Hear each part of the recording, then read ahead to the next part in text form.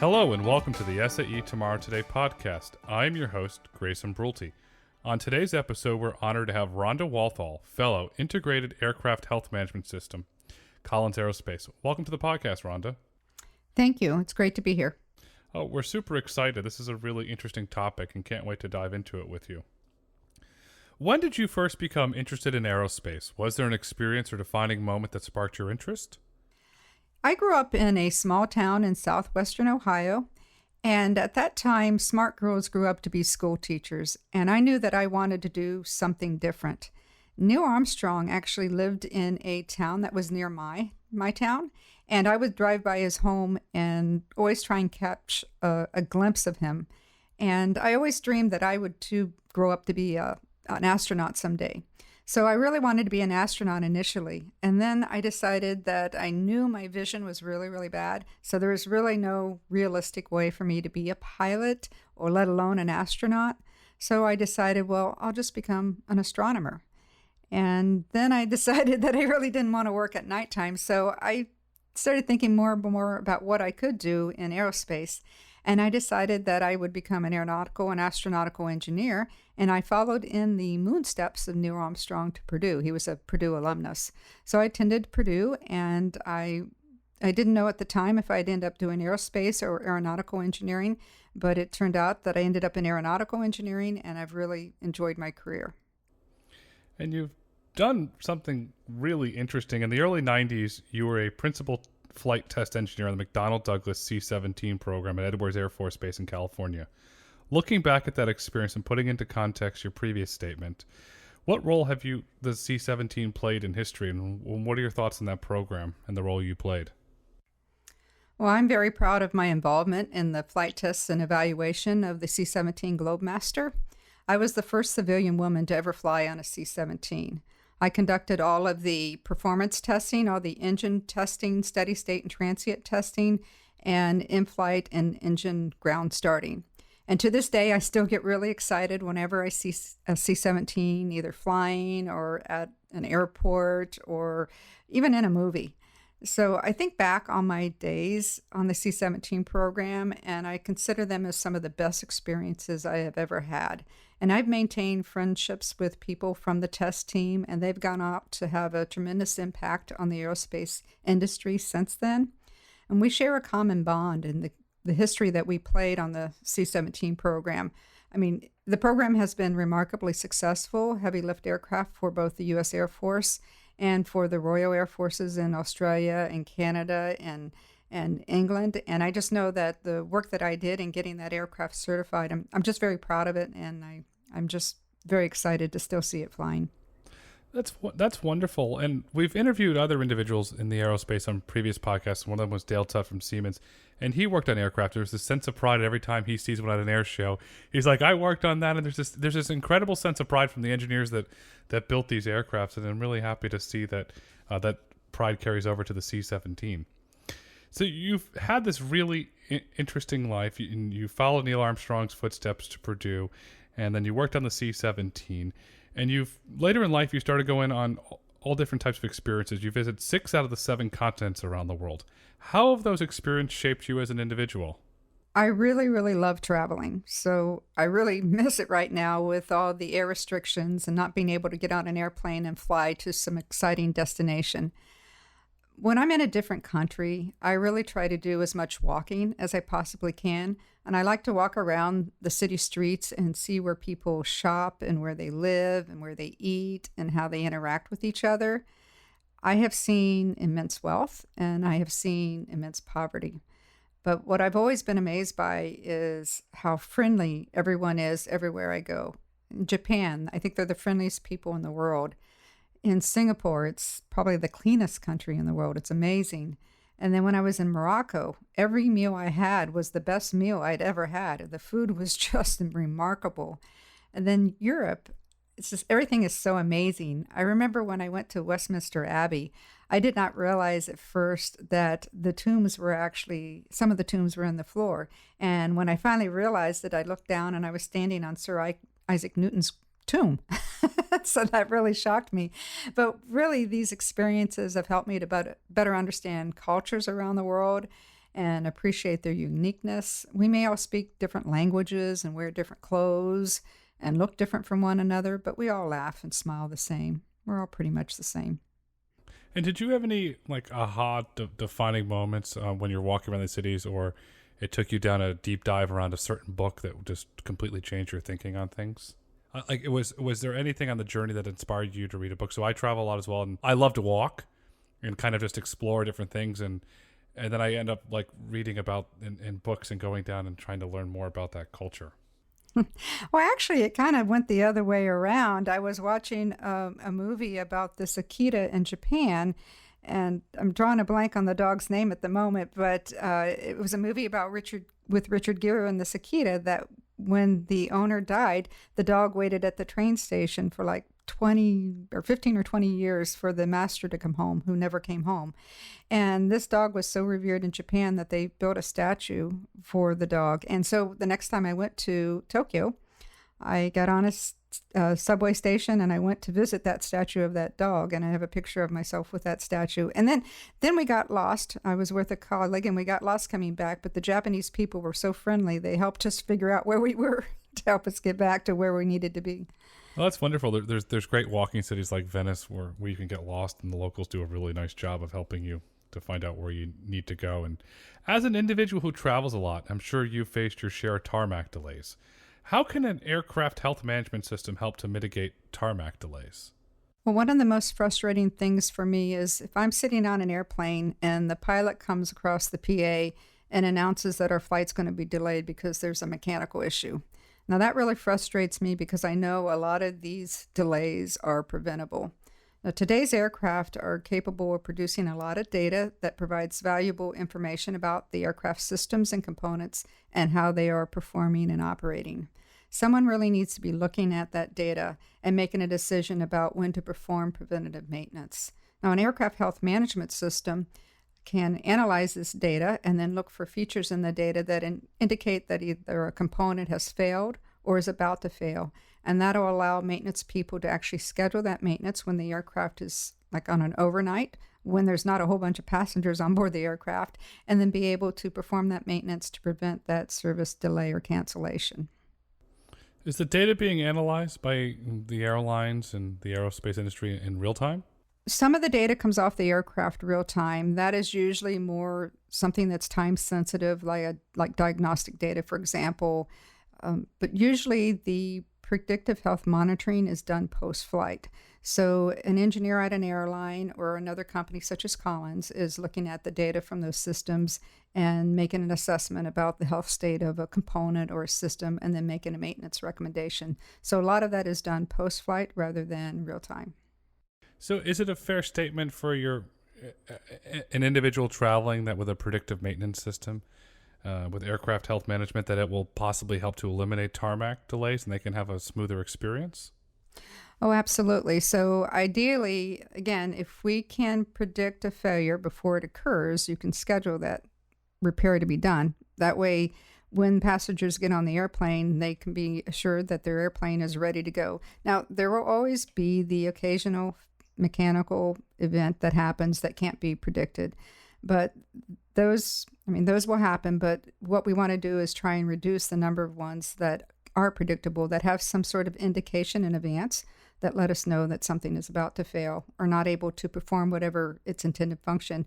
For example, there might be a component that can still continue operating, but if it can't provide the airflow that it needs to provide to the aircraft to cool the aircraft down, and you're sitting in Dubai, nobody wants to get on an airplane that's 130 degrees, even though the air conditioning unit or the APU providing the power is still operating. It's not performing its function. So that's what we're trying to prevent. You're making life much nicer and easier for the paying passenger. Absolutely, yes. Since health management solutions will enable predictive maintenance and preemptive repairs to reduce unscheduled maintenance, reduce service interruptions, and optimize shop visits for an airline's fleet of aircraft, will you please kindly talk about how health management technology is making this reality for Collins Aerospace partners? For a listener who's really not familiar with predictive analytics, could you kind of share some more detail on how the predictive analytics work? So predictive analytics are really where the true value is in health monitoring. So we're taking data And we're looking for features in the data that indicate that a anomaly has occurred, or servicing is needed, or a component is about to fail or will not be able to perform its intended function. And what we do with the predictive analytics is once we detect these conditions, these anomalies, then we try and predict how much time remains until that component can no longer perform its intended function. And we call that remaining useful life estimation. So what we're trying to do is estimate how much time we have in flight hours or cycles with some uncertainty around that. And once we know that, then we can provide that information to the airline, and they can make a decision at that point if they want to bring the aircraft in and perform the maintenance right away, or if they want to keep the airplane flying for a period of time and perform that maintenance at a later time when the aircraft is scheduled to be in for maintenance at a specific time. Of course, they are taking the risk. It's their decision on when to perform that maintenance. But we can provide them through our health monitoring solutions a recommendation of what needs to be done and in what time frame it should be done. In the years prior to health management solutions, how would a maintenance crew monitor the health of an aircraft? Well, believe it or not, back in the early 1970s, they used to do a lot of preventative maintenance. In fact, they did excessive preventative maintenance. And as a result, they actually made the aircraft less reliable because they were doing so much maintenance, they were disturbing systems. And actually, that was causing more components and systems to fail. But things started changing in the 1970s with what we call Maintenance Steering Group 3 that changed the way maintenance practices are handled. And also, health monitoring started to come about. So in the 1970s, early 1970s, the E32 Committee for Propulsion Systems Health Management, which is an SAE technical standards committee, was founded. And this committee developed recommended practices for doing engine health monitoring. So what started changing is we started doing maintenance on the aircraft based on what the data was telling us that needed to be done. And that actually was a better approach to doing maintenance rather than just going out and changing everything and doing everything all at once. And it actually made the aircraft far more reliable. So now we have a lot more data available from the aircraft, not just from engines, and we're taking that same technology and applying it to other aircraft systems like the air management system or the electric power system and trying to do the same thing with those health monitoring solutions. When an airline makes the decision to implement a PHM system, does the entire aircraft have to be redesigned from the ground up, or can sensors be added to an existing aircraft? A PHM solution can be added to an existing aircraft. There are many retrofit solutions that are available and have been certified for installation on certain aircraft types. Now, these solutions enable data to be captured and stored and then transmitted off the airplane to a ground-based solution for health monitoring. Now, these solutions usually do require some installation of hardware, which is new sensors, wiring, and possibly a data acquisition unit itself. And then there may also be some software changes. But there are retrofit solutions that are available out there for certain aircraft types. Again, this has to go through a certification process because it's post the original aircraft certification, and we call this a supplemental type certification, but those are available out there. Collins offers one called the Aircraft Interface Device, for example, is an example of a health monitoring data connectivity solution. Do you need regulatory changes to implement a health management system? You don't need regulatory changes. However, I have some very exciting news. We have some regulatory changes that are coming that are really going to change the way airlines can use health monitoring data. So, for example, the FAA has an advisory circular that is going to be published this year that provides guidance for establishing an integrated aircraft health management program. Now, this is an authorized IAHM program. And accompanying this advisory circular is an FAA order that provides instructions for maintenance crews to sign off on the work that is performed by an IAHM program.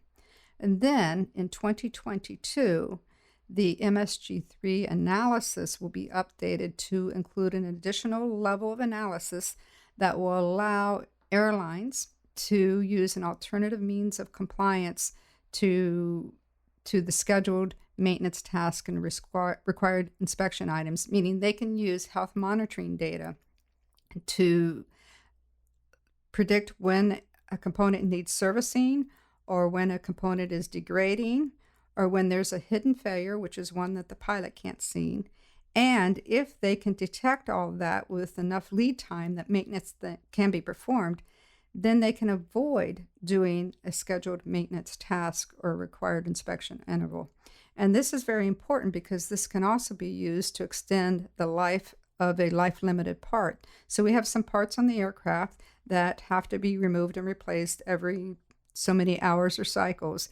And if you can use IHM data to monitor that part, then you can get what's called a maintenance credit and avoid having to remove that part on a scheduled interval, or at least extend that interval. You may not be able to eliminate it altogether, but you can extend it. But this is really a significant change because airlines really haven't had the authority to use health monitoring data to alter their maintenance programs. They haven't been able to use it as what we call an alternative means of compliance for maintenance. And this is the direct result of a lot of hard work that's been done by the SAE E32 Committee, HM1 Committee for Aircraft Health Management, and the Structural Health Management Committee. So it's very exciting to see this change coming this year. Who regulates the maintenance credit? Is that the FAA or another governmental body? All the 10 major airworthiness regulators are involved in this change. So I mentioned the advisory circular, the FAA advisory circular. So that'll impact the operators here in the United States. But the EASA is engaged in this. All of the airworthiness authorities in Japan, Australia, for example, are all involved in the changes that will be coming out in the MSG3 analysis. And they will also be issuing their similar guidance for airlines and for maintenance personnel. And when these changes are come and they're approved by the regulators, will aircraft still have to go in for heavy maintenance? Yes. So what's going to be different about heavy maintenance is, and actually this is for any maintenance check, if you're able to avoid having to do a certain maintenance task that would be normally scheduled for that heavy maintenance check, for example, if you can avoid doing that because you're able to monitor it using health monitoring data, then that means you have less work that you have to perform during the maintenance check. And less work means less cost for the airlines. And we all know the airlines need cost savings today based on the current state of the world and their economic situation. Will you please kindly share some examples of a major airline using a health monitoring system? Every airline is using some sort of health monitoring solution today. So there are many, many systems that have been in use for many, many years that have saved the airlines millions of dollars. Again, health monitoring really started with the engine manufacturers, with Pratt & Whitney, GE's, Rolls-Royce, and Honeywell.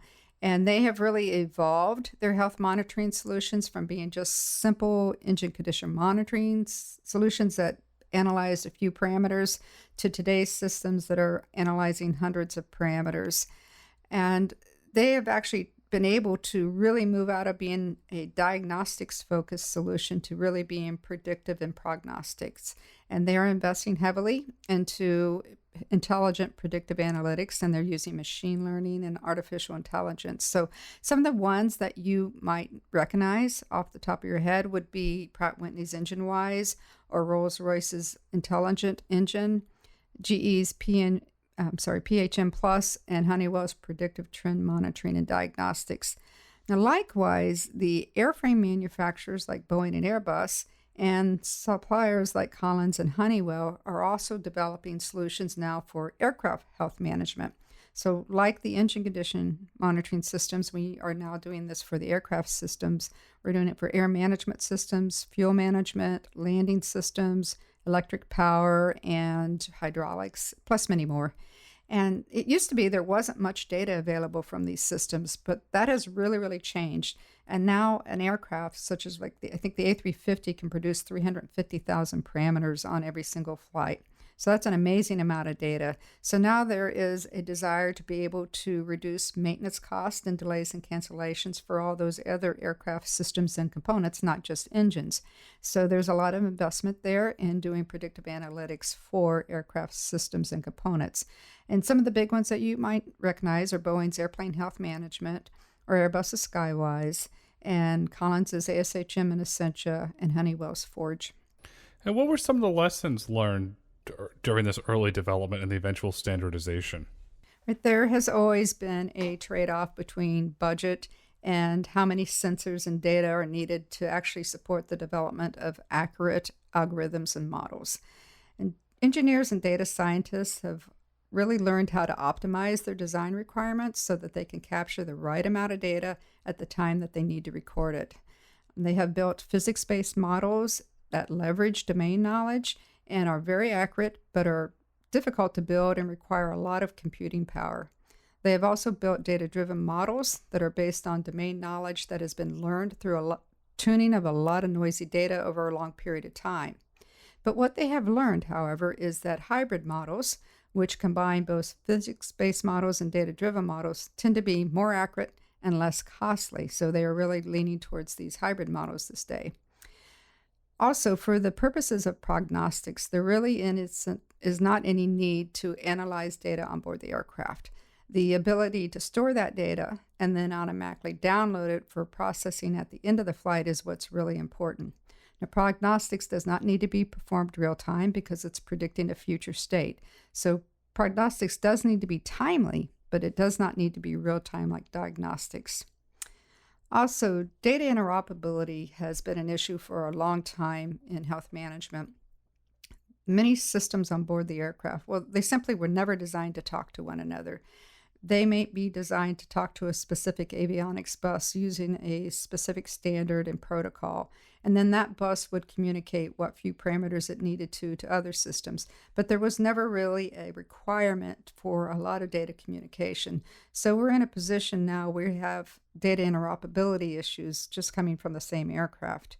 So what we really need is to focus on more using standards on a certain aircraft and developing a data model for that aircraft. And we're learning this the hard way, but I think we're really moving towards doing that and having more opportunities to use open source software. If you think about it, an aircraft takes 10 years from initial conceptual design to entry into service. And technology really, really advances over a 10-year period. I mean, would you want to buy a cell phone today that was based on technology from 2010? No, I definitely would not. But this is the reality we're looking at for airplanes.